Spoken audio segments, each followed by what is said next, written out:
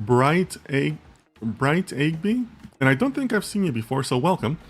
From my understanding, a method to balance data set with unbalanced labels. All right.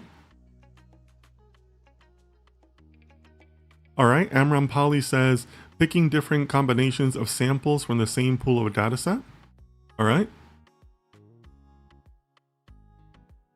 A resampling method is a way to understand data better by taking multiple smaller samples from a set of data. All right. Samir says creating new samples from existing data sets. Okay.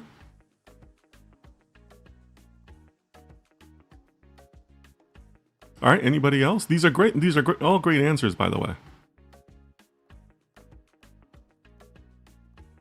Anybody else for resampling?